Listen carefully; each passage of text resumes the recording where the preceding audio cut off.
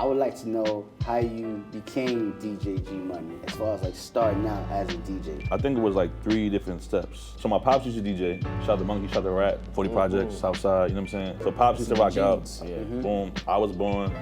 I remember like 2 years old, they bought me the Fisher Price turntable. Shout out to Run DMC. I had the It's Like That, and That's the Way. I remember playing that. I remember seeing the black and red. The profile was the Profile Records. I remember seeing that profile and the logo and like the black and red cover on the vinyl. And I would just put it on the train. I just noise, whatever.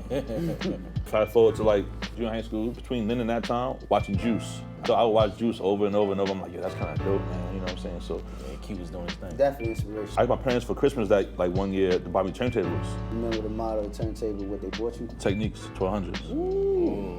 My pops used to DJ, so he was like, yo, you can't start with nothing else. I think he already had one still from before when he was DJing. But it makes I remember Christmas Day, open it, boom, in the crib. I lived in just like mixing for hours, like eating no food, nothing.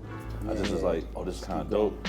And my mom came in like, yo, who that? It's at the radio. She heard me like kind of mix a song. She was, oh, that's you playing? Like, oh, you sound kind of nice. The first day, she was like, yo, I kind of caught the gist of it. You know what I'm saying? So, still not even thinking about DJing professionally. I just was like, I like what he did in the movie. I want to try that. You know what I'm saying? Also, another step. Shout out to TNT, DJ TNT. I went to 72 in Queens. Okay. I was in the basketball team. At the time, I was on the bench, so.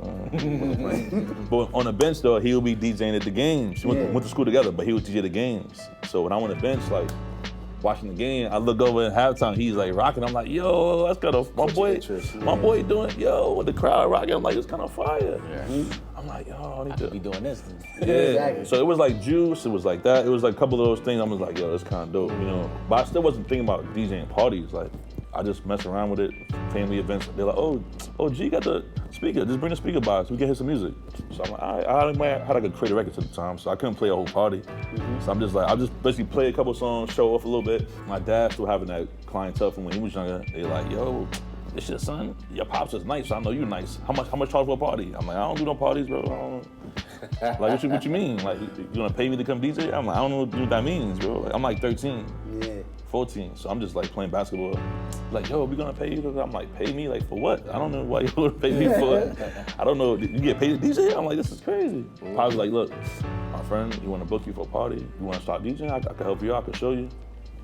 I guess. So it wasn't even like I was really trying to DJ like that. I wanted to do some tricks. Into it. Like, I mean, it was natural. You know, I had a nice thing going. I had a nice flow going. They heard me play a couple times. They was like, yo, he's kind of good. And Pops was like, yo, I can really help you, you know?